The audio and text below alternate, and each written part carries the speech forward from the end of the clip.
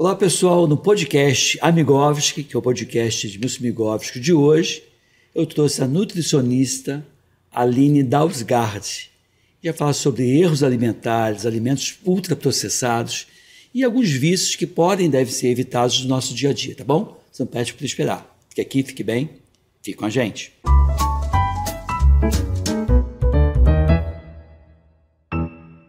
Pois é, Aline, é um prazer enorme estar aqui com você. Você fez a faculdade de nutrição já há alguns anos e também fez mestrado em nutrição, sim. Salvo engano da minha parte, na UFRJ, não foi? UFRJ, sim. Eu acho que foi uma época que você estava lá pela pediatria, e foi quando nós nos conhecemos. A gente conhece, eu conheço seu esposo, tenho o prazer de ser o amigo do seu esposo, e estar aqui com você é muito bom.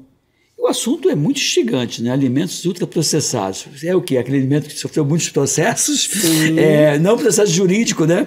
E sim processos na fabricação. O que é? Qual é a definição de alimento ultraprocessado, primeiro? Então, alimento ultraprocessado, na verdade, não é alimento, é produto. Produto. Então, é quando um alimento principal, ele sofreu adição de tanta coisa, né? Não só de açúcar, de mais sal, mas também de aditivos químicos, ou seja, coisas que a gente não conhece, aromatizantes artificiais, então edulcorantes que são adoçantes ou outras formas de adoçar, forma de dar crocância, ou seja, aquilo ali vira um produto. E é produzido em laboratório, não na cozinha. Então essa é a diferença. E provavelmente por químico, nem sempre por nutricionista. Exatamente. Ou quase nunca por nutricionista.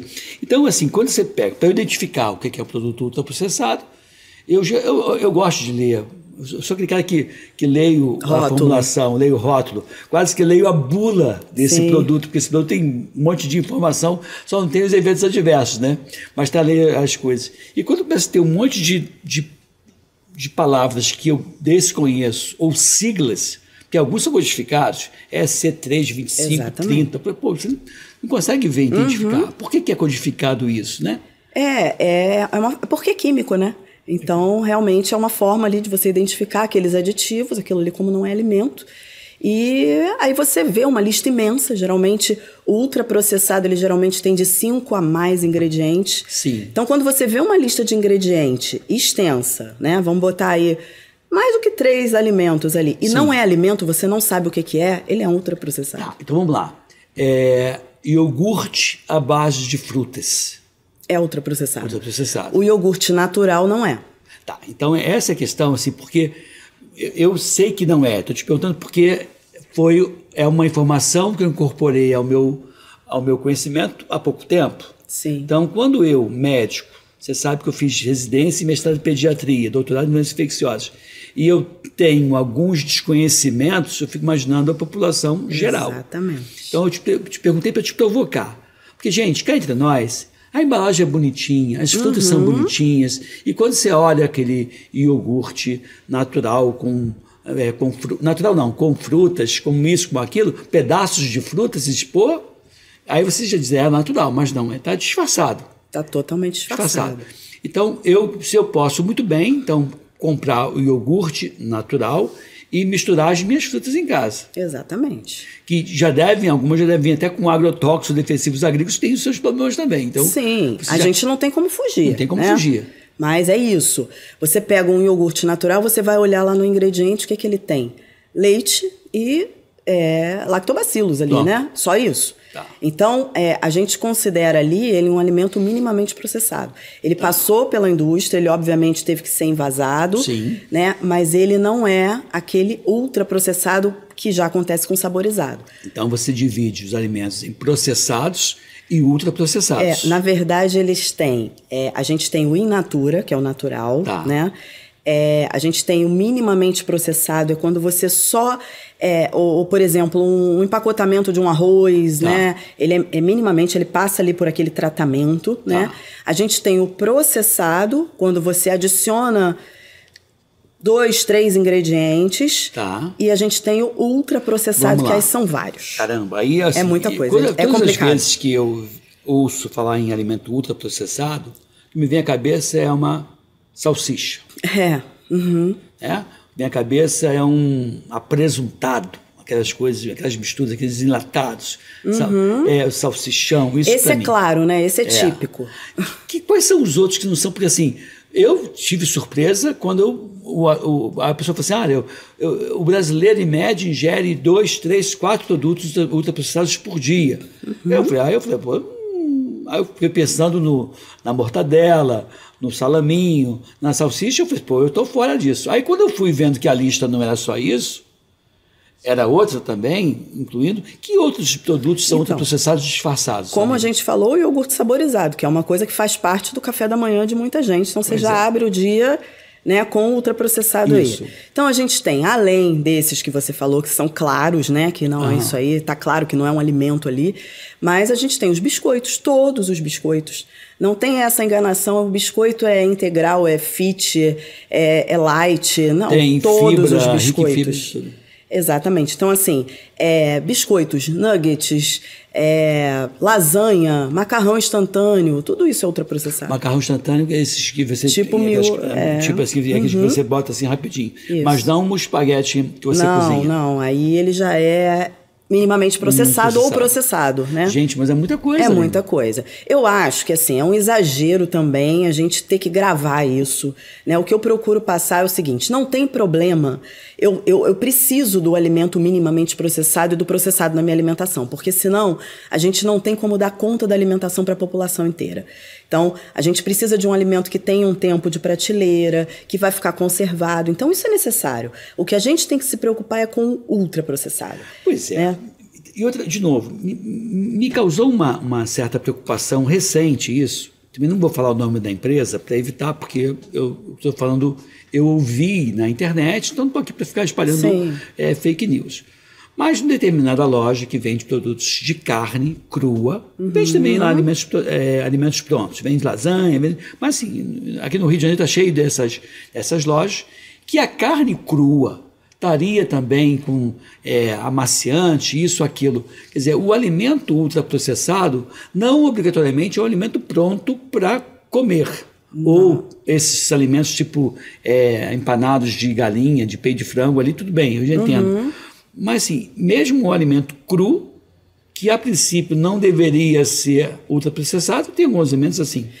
Aí eu já acho até que eles entram na categoria dos processados, né? Você adiciona um ou outro ingrediente. É claro que, assim, se você está falando de um local que faz ali um preparo, né? A gente não sabe, não pode garantir, não tem um rótulo aquilo ali, né? Mas ele pode ser minimamente. Né? Não, mas nesse caso são embalagens fechadas e industrializadas. Se são embalagens fechadas. E aí a questão assim, eu fiquei com antipatia porque era uma loja que tinha coisas legais, tem um preço bom, tem os produtos a princípio que eu reputava como produtos bons, mas aí tem essa questão, aí eu comecei a ficar tenso. Aí eu pego lá o peito de frango cru, que seria algo a princípio inofensivo, né? Inofensivo, e aí cheio de produtos químicos que as pessoas injetam para aumentar o peso, para dar um pouco mais de maciez na carne. Eu vi isso, a carne já toda processada, toda mexida, toda manipulada. Sim, e se está empacotado, não tem jeito, porque aquilo ali entrou conservante, né? Aquilo ali foi feito para ter um tempo de prateleira. Então acabou, é ultraprocessado. E quais são, assim, na tua visão, os principais problemas? Você fala, o leite, o iogurte à base de frutas é ultraprocessado, e é bom que você evite. Mas a ingestão frequente desses produtos já tem problemas clínicos, médicos relacionados a esse tipo de problema de ingestão desse produto. Eu sei que tem a questão de câncer, mas quais são os outros problemas que você estaria? Primeiro a gente vai pensar nas doenças crônicas, então falando de diabetes, de obesidade, hipertensão arterial. Então isso fica claro porque geralmente são alimentos com um maior teor de gordura, acrescidos de açúcar. Então, o hipertenso também por causa do sal, né? Agora, eu que lido com criança, a coisa que mais me assusta é a quantidade de aditivos químicos. Por quê?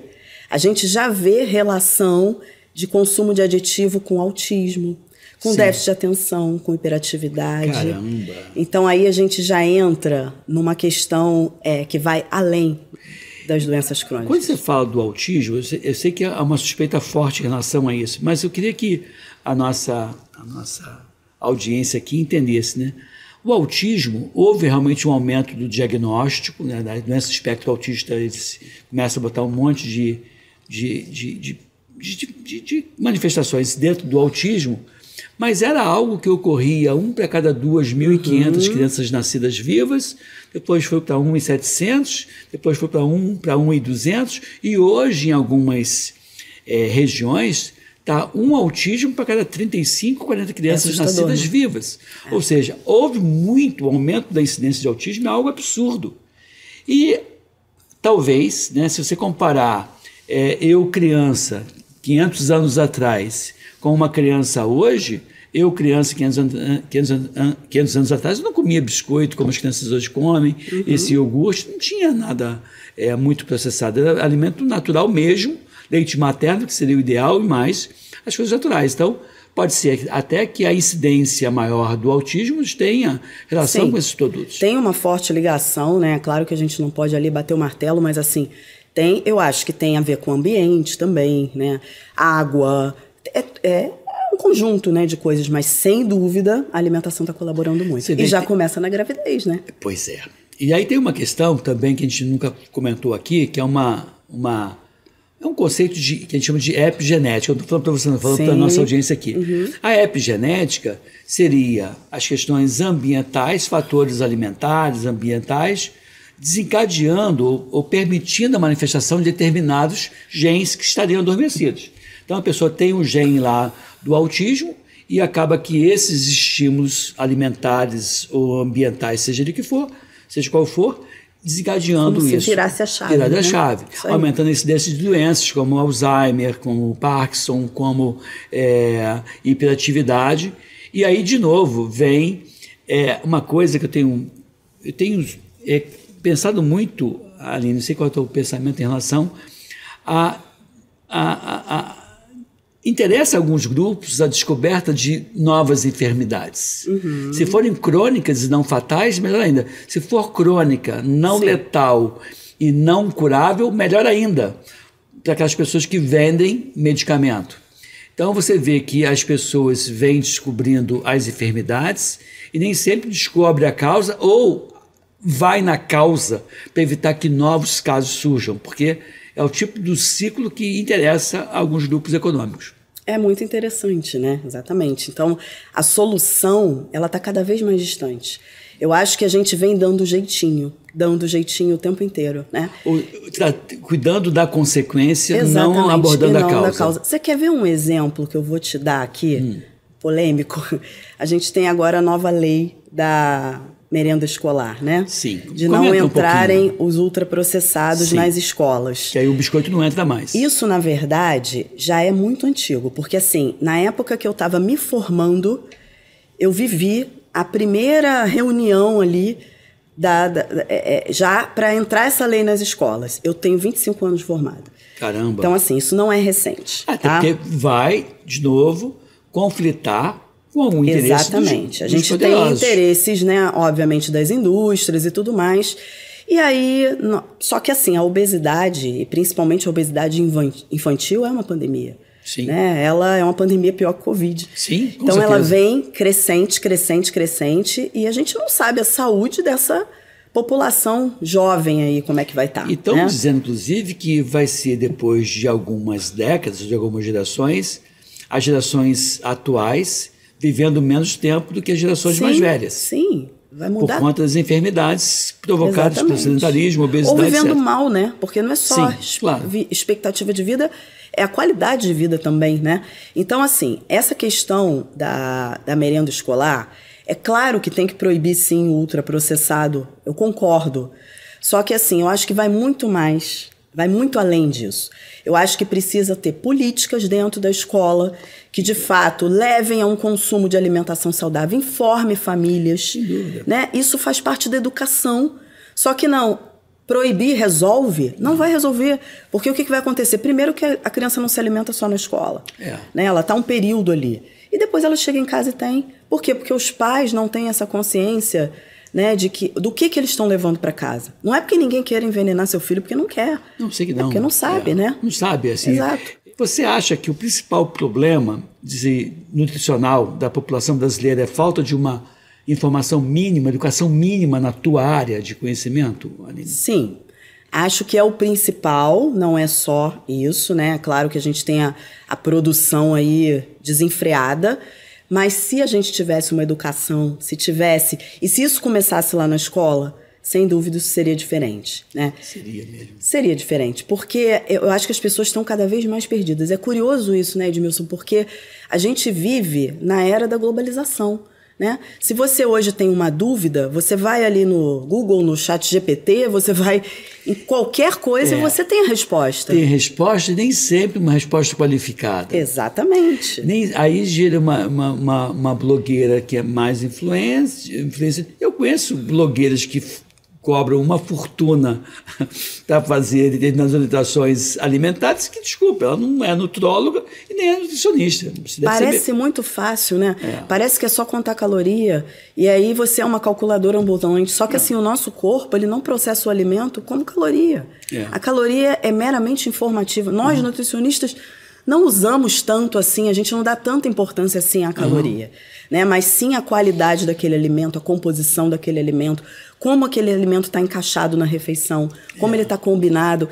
E assim, isso não é o tipo de coisa que a gente pode chegar num vídeo de 1 minuto e informar. Sim. Né? Mas a gente pode construir. E aí, o que acontece também, na minha observação, é que o lobby de quem produz quiabo, jiló, abóbora, cenoura, alface, alimentos in natura, não é o mesmo lobby de quem vende biscoito. É um outro recheado. apelo, né? Até porque não tem rótulo. Não tem rótulo. E isso é uma outra coisa legal, assim, a nova lei de rotulagem, que veio aí em outubro de 2022, ainda tem alimentos, dependendo da classificação do alimento, eles ainda estão dentro do prazo, né? Nem todo o rótulo mudou. Sim. Mas está aí em vigência até 2025, a gente vai ter todos.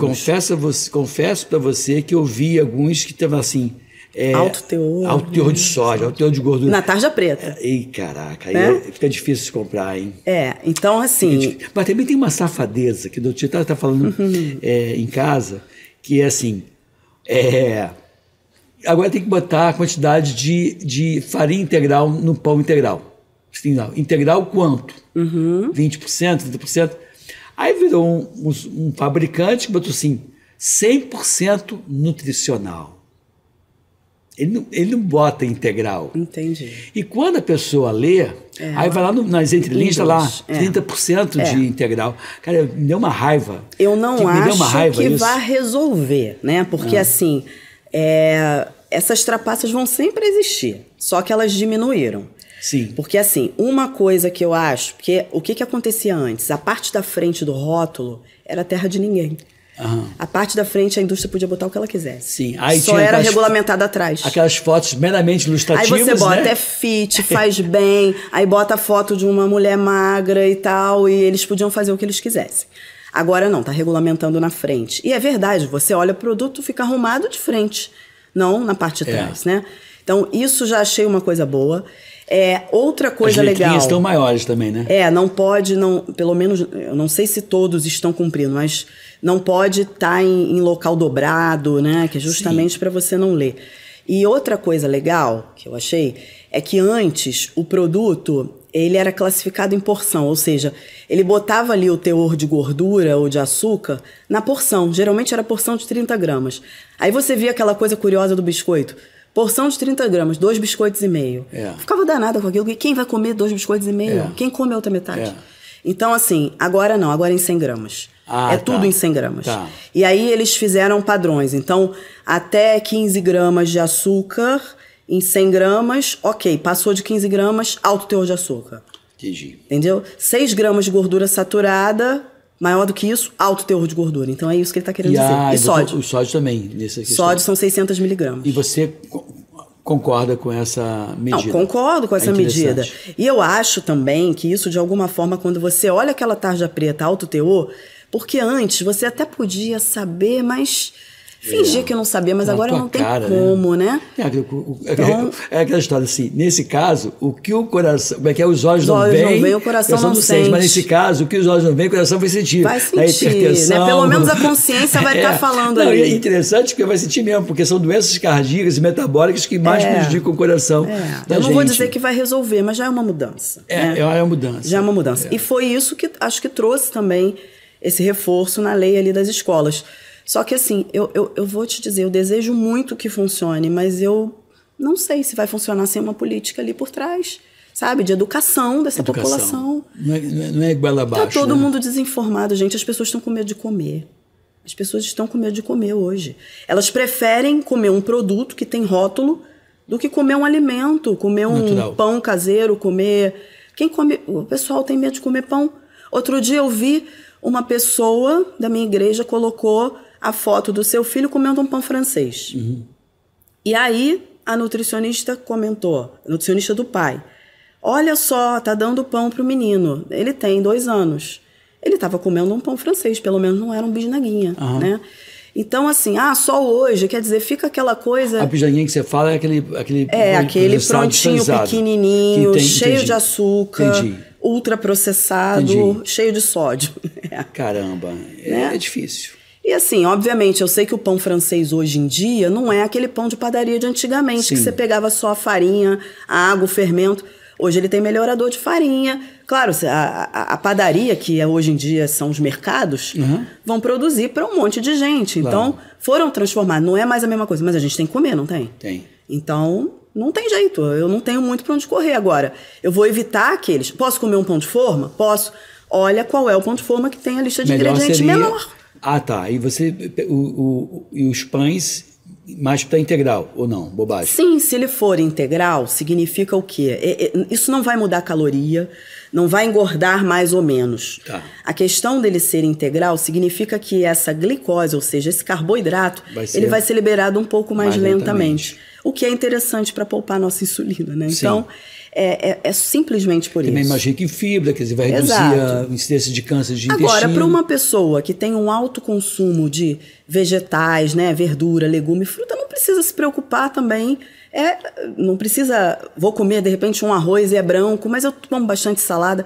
A gente também não tem que ser 100% correto e ficar fazendo tudo do melhor, porque às vezes o melhor não funciona, o melhor não flui, o melhor não encaixa. Então...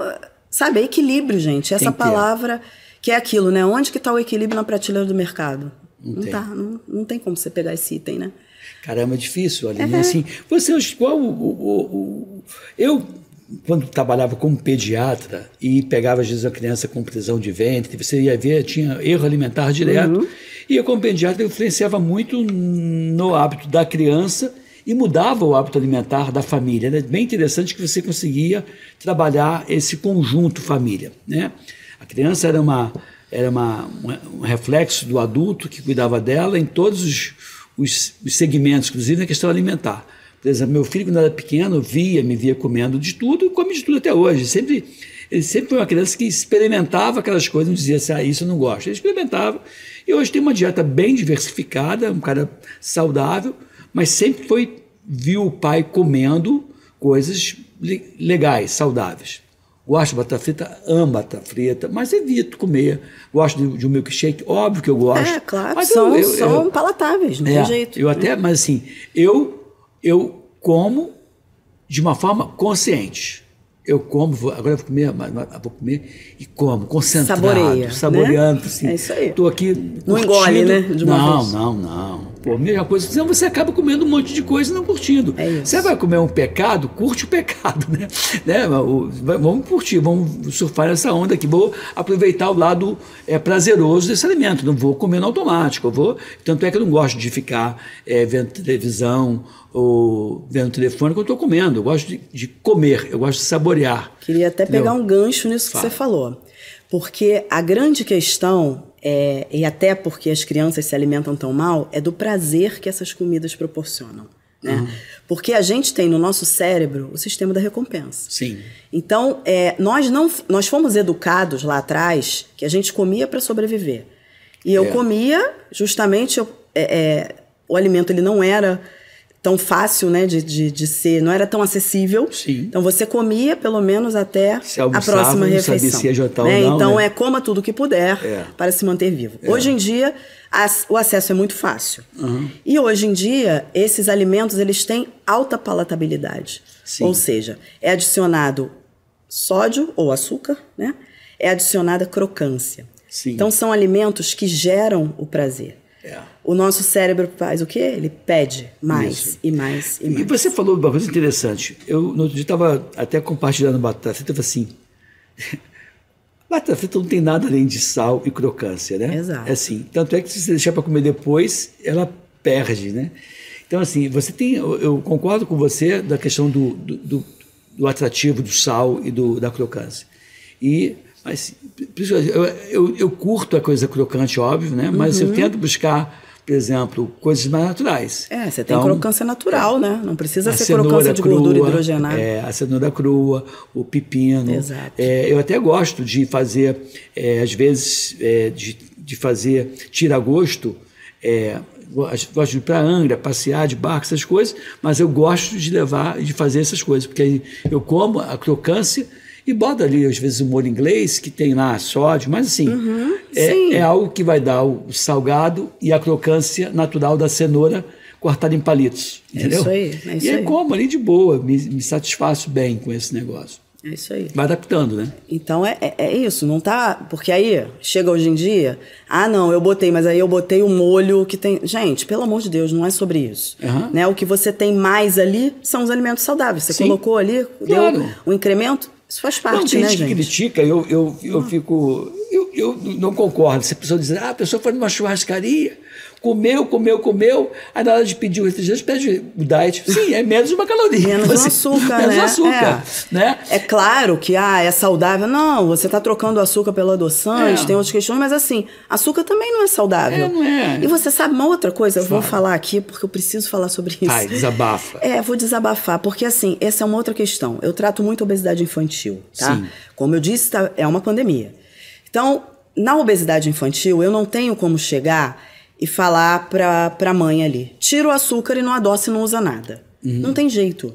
Tá. Né? Eu preciso trocar por alguma coisa. Eu preciso dar uma solução para aquela mãe. E, sinceramente, entre o açúcar e o adoçante, para criança que está obesa, eu uso adoçante. Tá. O adoçante é uma substância química. Ok, a gente tenta ir ficando por aqueles você vai gerenciar risco. Menos químicos e tal. Ok, gente, tá bom.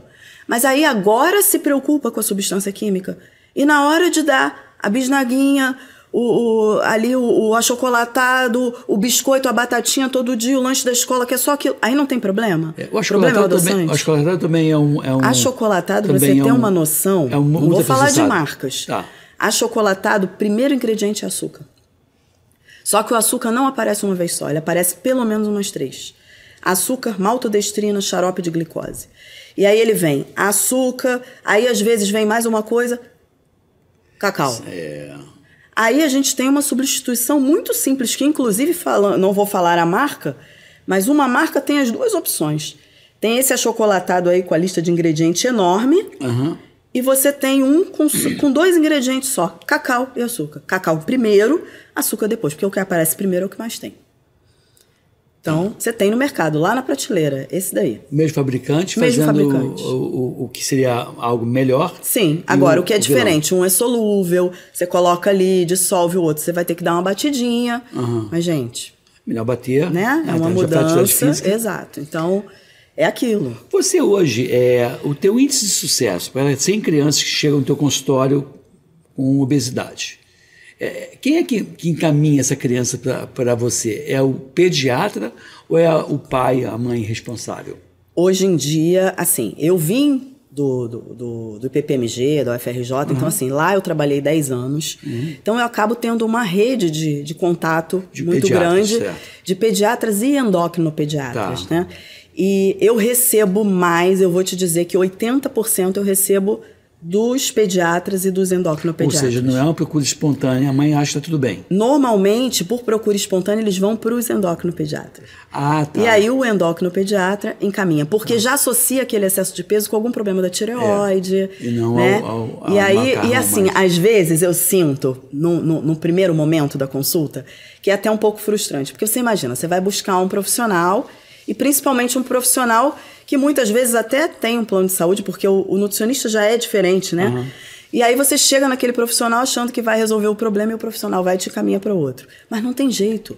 Porque assim, para cuidar da alimentação, para falar da alimentação do dia a dia, para dar receita, tem que ser um nutricionista, não tem como. Né? E nossa, como eu gosto dessa rede que eu tenho maravilhosa de colegas, sabe, profissionais que sabem a importância disso e sentem a diferença disso, sabe? Encaminha e veste a camisa mesmo. A obesidade é uma enfermidade, causa resposta inflamatória crônica, imunodeprime, além das doenças de hipertensão arterial. Processo inflamatório.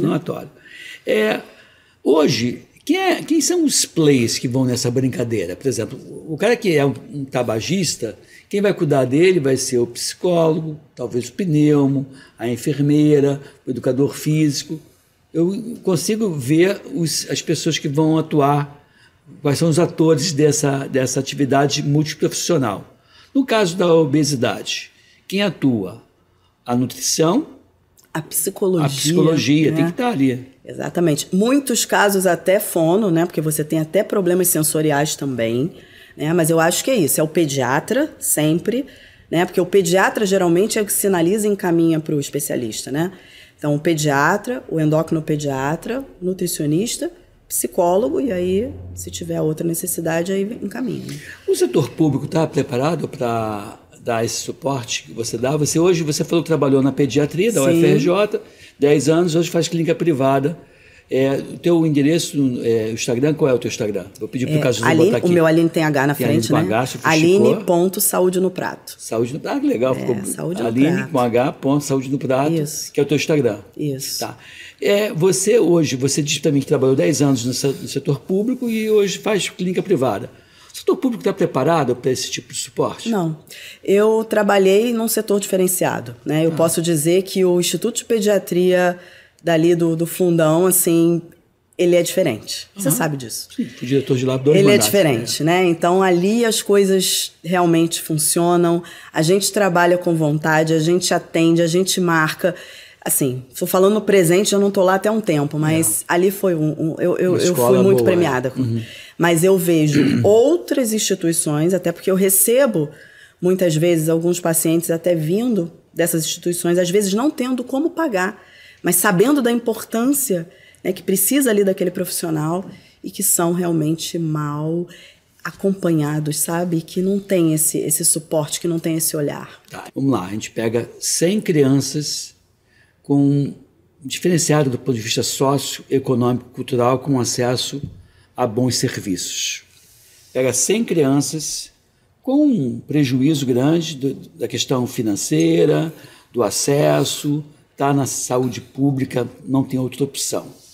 Pega 100 crianças obesas de cada lado, eu quero saber quantas vão obter sucesso a princípio no setor privado, no setor público, no que diz respeito à obesidade na infância. O índice de sucesso no setor público e no setor privado. Você falou para mim que o setor público peca um pouco nessa questão, e não deveria pecar, porque, afinal de contas, é uma doença endêmica, a obesidade, e que causa vários transtornos. Nem sei se na clínica da família tem uma ação importante da nutrição, eu não sei te dizer isso. Eu acredito que algumas vão ter, outras não. Falta padrão, né? Falta padrão. E aí, me fala, o que você me diz do sucesso? Porque eu, como pediatra, vou te dizer por que eu estou falando isso de você. Eu, como pediatra, eu já me preocupava com a obesidade, com a hipertensão arterial, sempre. E tive criança que eu orientava, e eu lembro de uma forma muito clara, como eu era uma pessoa que tinha uma boa relação médico-paciente, eu orientava e eu não tinha sucesso, era muito difícil. Não, eu não tinha a visão que se tem hoje. Estou falando de 30 anos atrás, não tinha visão do psicólogo, não tinha visão, era o pediatra no seu conhecimento e pronto, fim de papo. Como é que você me fala isso do sucesso nos setores diferentes grupos socioeconômicos? Eu vou te falar que eu não acho que tenha diferença. Você acha que é difícil em todos os lugares? Eu acho que é difícil em todos os lados e vai depender muito da abordagem. Tá. E eu vou falar até uma coisa aqui. Não, assim, você me consola, a tua observação dizendo que é difícil. Acho que não é pelo... A dificuldade democrática, exatamente, né? Porque é difícil para todos. Né? O que pode dificultar no serviço público é a falta de periodicidade das consultas. Às vezes um intervalo muito grande. Sim. E aí você perde o time, né? As pessoas até esquecem o que você falou na última consulta. Com certeza. Então, esse é um dificultador, mas eu não vou falar para você, um vai ter 80% e o outro vai ter 40%. Não, tô sendo injusta se eu falar isso, sabe? E eu acho que tudo depende da abordagem. Eu que trabalho no privado hoje em dia, né? Eu não tô mais no público. Trabalho no privado. Eu melhorei muito a adesão e os resultados quando eu mudei a minha forma de abordagem. É mesmo, é? Fui eu que tive que mudar, entendeu? Sim. Eu tive que mudar porque de ter uma atenção maior, de ter uma escuta maior, de trazer soluções melhores. Porque assim, quando a pessoa chega para você, ela já sabe, às vezes até as crianças já apontam quais são os erros. Eles sabem. Eles não estão ali para ouvir. Então vamos lá, vamos ver. A Aline, 20 anos atrás, a Aline hoje. O que a Aline de hoje é tão melhor do que a Aline de 20 anos atrás? A Aline de 20 anos atrás perdia um tempo enorme fazendo cardápios, sabe? Cardápios ali, botando a refeição tal, que é muito bonitinho, que é muito legal quando você recebe, mas você normalmente não consegue praticar aquilo ali.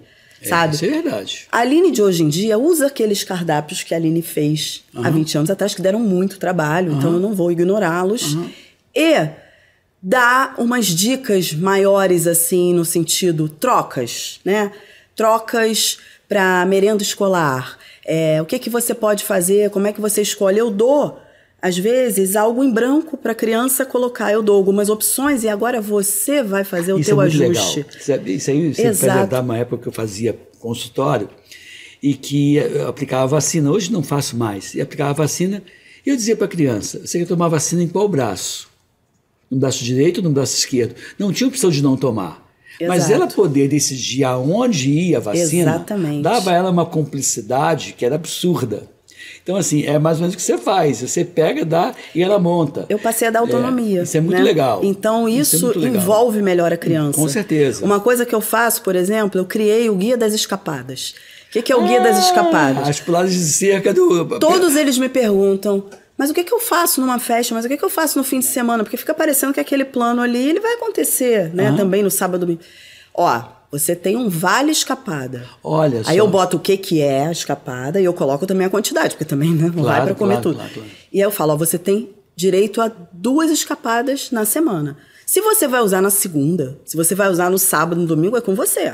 Só lembra o seguinte, se gastar a sua escapada na segunda, quando você chegar sábado e domingo, você não vai ter 2. Aí, isso dá também uma certa leveza pro pai e pra mãe. Porque senão fica aquela criança, eu posso. Parece que é a mãe que tá dizendo ali, né? Joga pra ele. Quando ele perguntar se pode ser, quantas escapadas você já deu? Se você já deu 2, não pode, lembra? Então já joga ali. Então, autonomia. Eu acho que isso é o que eu não dava antes. Isso não tá no livro, né? Isso é uma experiência sua, né? Exatamente. Aí vem alguém dizer assim, não, porque...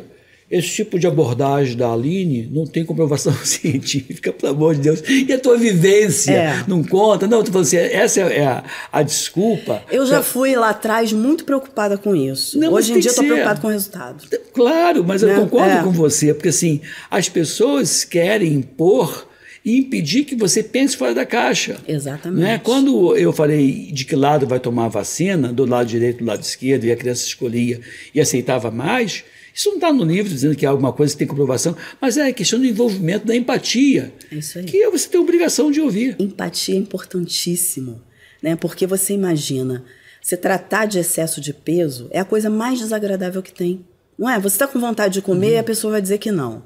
Você gosta de uma coisa, a pessoa vai dizer que não. Né? A gente enfrenta inúmeras piadas de nutricionista por conta disso, porque parece que a gente é o chefão. Sim. Então você já está ali numa situação desconfortável. A pessoa vai ficar gritando com você, vai ficar mandando, vai ficar te dando ordem, não vai ter adesão. Não vai né? ter. Então, empatia é você se colocar no lugar do outro, é você entender que é difícil sim, mas tem solução. Eu tenho uma plaquinha lá no consultório, desistir não é opção. Sim. Tá? É opção, a gente escolhe um monte de coisa, mas menos desistir, porque é vida.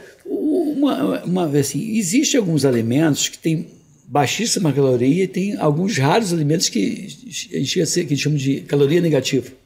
Existe esse... Não, caloria negativa não, mas assim... Que você, ao comer, gasta tanta energia para digerir que acaba gastando mais... sim, você está falando de alimento natural mesmo. A proteína seria um desses, né? Porque a proteína é um alimento que gasta energia para ser metabolizado. Entendi. Só que isso confunde também, né? Porque aí fica parecendo que basta você se alimentar de proteína que está tudo bem. Não. Aí vem a questão da dieta low carb, de dieta cetogênica. Gente, essas estratégias são estratégias nutricionais validadas. Funcionam quando nós profissionais usamos na hora certa. Agora, eu vejo isso, como você falou, blogueiro, porque fez uma dieta, passando dieta para todo mundo. Grupos de desafios de pessoas que não são profissionais. Passando uma dieta para alguém. Gente, eu fico pensando que responsabilidade. A questão, não sei se você concorda, que assim, a autoridade da pessoa, ela vem sendo... Você vem dando autoridade para a pessoa não pela formação acadêmica, e sim pela quantidade de seguidores. Exatamente. Então, se uma blogueira tem 1 milhão de seguidores e apita dizendo que aquela comida é boa, todo mundo ir. Está errado, cara. Até porque existe o resultado nela. E existe outro resultado. Uma amidalite em você é diferente uma amidalite em você hoje é diferente da amidalite daqui a 1 ano, 2 anos, 3 anos. E sabe outra coisa? Onde é que está a responsabilidade? Né? Porque eu, como profissional... Eu tenho o meu código de ética. Sim. Se eu infringir, eu sou punido. Sim. E quem não tem? É punido de que forma? No máximo vai ser banido ali do Instagram. E aí? Quer dizer, a saúde da outra pessoa está em jogo. Eu não tenho coragem. Tem determinadas orientações que, gente, eu não tenho coragem de fazer uma orientação dessa. Cara, é risco de vida. Não, e uma coisa interessante, se você sabe, sou médico, mas assim, quando tem uma orientação que não é da minha especialidade... Eu converso com um especialista e digo, olha, quem me deu essa orientação foi o fulano, foi o ciclano. E eu não trago para mim, porque é muito sério orientar alguma coisa. Muito sério, claro. Quando alguém pergunta alguma coisa que eu não sei, eu vou pesquisar, vou estudar, vou procurar saber de quem sabe. Eu não me pauto pelo blogueiro, porque eu acho que esse tipo de informação, mesmo que seja uma informação proveniente de uma fonte segura para esse blogueiro, a aplicação daquela informação ela vai variar de pessoa para pessoa, porque senão não precisava de mais ninguém. Exato. E isso só confunde cada vez mais as pessoas. E entra naquele ciclo. As pessoas sabendo cada vez menos, mais desinformadas, e é isso, só a saúde piorando. Né? E você, assim, eu tinha uma ideia assim, geralmente as pessoas... Tem preconceito de comida saudável em relação ao comprometimento do sabor. Sim, tem. Eu vou até falar de uma coisa pessoal. Minha mãe, por exemplo, é uma senhorinha de 85 anos de idade, descendente de portuguesa, adora aquela comida gordurosa, a ponto de eu comia, minha mãe faz uma comida bastante carregada, questão do óleo, e até interessante que eu falei assim, pô mãe, eu quando venho aqui na tua casa e lavo a louça, eu quando lavo a louça na minha casa... Haja detergente. Eu lavo a louça, primeiro eu passo a água, porque mania minha, eu tiro o excesso, passo a água só no prato e lavo depois, passo sabão depois. Então, primeiro eu limpo tudo com água e depois que eu limpo com água e sabão. E eu digo assim, lá em casa, quando eu passo água, se bobear, o prato já está quase limpo, aparentemente limpo, porque não fica escorregadinho. Aqui na tua casa, sou obrigado a fazer, lavar e fica a coisa escorregadia, um excesso de graxa, de óleo absurdo. Eu falei, mãe, por que você não experimenta essa panela air fryer? Porque... E recusa, se o alimento lá... E fica muito bom, eu faço torradas maravilhosas, dá crocância, dá crocância, com pouco óleo, e dá sabor. Mas minha mãe tem preconceito. É aquela questão... Porque as pessoas acham que saudável é o tomate e o alface e fim de papo, né? Não, pô, tem muita coisa tem gostosa. Várias receitas, coisas, né? Eu adoro receita, né? Então, o meu Instagram é cheio de receita. Então, você é uma nutricionista que também gosta de ser meio Masterchef. Sempre gostei de cozinha, sempre. Aliás, eu comecei a cozinhar com 13 anos por livre e espontânea vontade. Então, eu gosto de cozinhar e eu entendo, né? Porque não isso é aquela... um comentário ou um convite para você me chamar para almoçar lá com o Maridão? Então, assim, eu entendo, porque é importante também, né? Quando a pessoa chega e traz uma dúvida, pô, se eu não cozinho, como é que eu vou dizer? Porque são dúvidas bobas. Hoje um pai me perguntou, mas, poxa, eu faço a batata lá na airfryer, mas ela fica murcha. Falei, tem um segredo, né? tem que dar um susto nela na água quente, depois você vem, tem que colocar um pouco de azeite e coloca ali, ela vai ficar boa. Aí você explica, a pessoa, ela se sente ali, vou fazer. Sim, você tá. E vai, não é que ficou boa, não é? Você sabe que na época da faculdade de medicina, hoje não tem mais isso. Tinha uma aula que a gente chamava aula de puericultura, que tinha uma professora, uma médica, que você vê que não era nutricionista que fazia, era uma médica que levava a gente para. Você conhece a pediatria? Por pupileira. Não, pupileira não, desculpa. O teatro do ambulatório da pediatria. Sim. E ela cozinhava ali. Então ela fazia, era uma aula muito boa, porque era bem na hora do final da manhã. Opa, que e a gente comia comida. E a gente comia, experimentava, testava isso. Era bem legal, porque as pessoas ensinavam a gente e a gente aprendia a fazer. Isso estou falando de muitos anos atrás. Hoje em dia, acho que tem a nutricionista, que é fundamental e imprescindível, que na época não tinha essa importância ou essa percepção, essa obrigatoriedade. É uma profissão relativamente nova comparada à medicina, né? Então, não dá para, obviamente, por um grande tempo, né? Não tinha. Agora, lá no IPPMG, realmente, assim, quantas aulas eu dei para médicos, né? Então, aí já tinha aquela coisa da nutrição como base. Com certeza. É sensacional. Hoje, Aline, se a gente já está chegando já mais uns minutinhos para acabar o nosso podcast, hoje qual é o maior desafio que você enfrenta no tratamento de obesidade na infância? Eu acho que o maior desafio é a falta de informação. É esse, né? Porque, primeiro, vamos falar também da questão da falta dos pais sendo pais, né? Sim. Primeiro, eu acho que os pais estão perdidos mesmo. E aí, falta de informação não só no âmbito alimentar, mas no âmbito educacional, né? Até que ponto eu preciso ser firme, eu preciso ser incisivo, né? Porque você acha que a escola tradicional teria que ter um papel também sem nisso? Dúvida, sem Além dúvida. dos Porque pais. Filho não vem com manual, né? Não vem. Então, os pais erram tentando acertar. Só que assim, eles estão dando cabeçada, né? E ninguém está vendo, né? Então, eu acho que tudo começa, eu pensando na questão alimentar, tudo começa no nascimento, né? Então, a alimentação da criança nos primeiros 2 anos de vida é fundamental. Você sabe que eu concordo com você em parte. Você sabe disso, tanto quanto eu, da questão daquela coisa dos 1000 dias, né? Que seria o período pré-natal e os 2 anos. Eu ainda acho, até brinco assim, para mim, eu dava aula de infecção congênita, infecção na gravidez.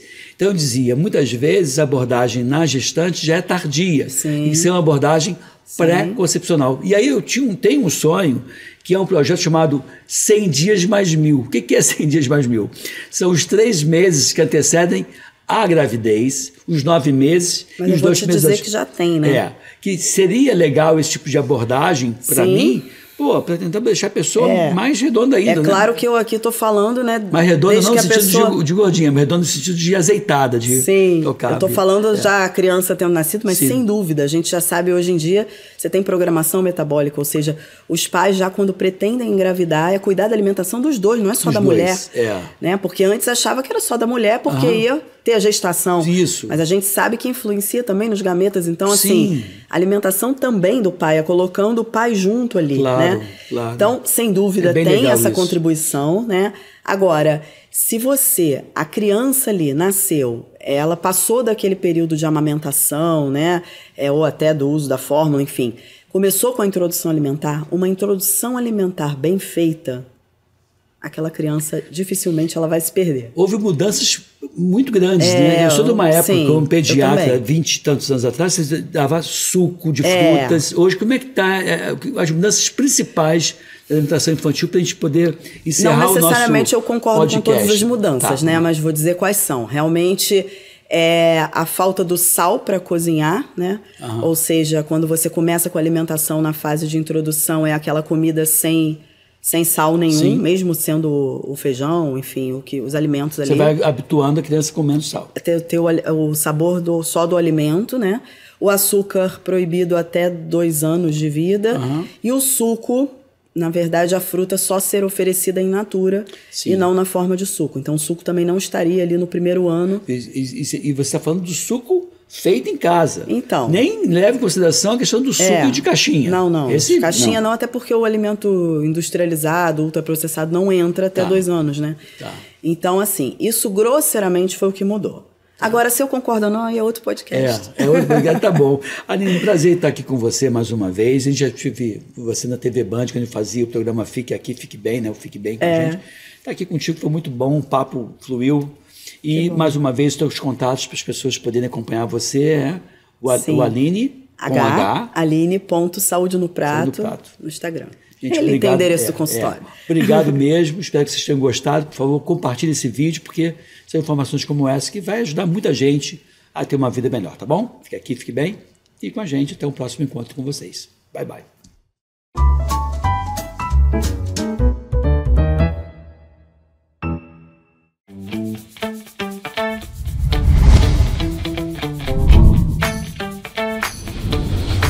TVC, a TV do Correio da Manhã.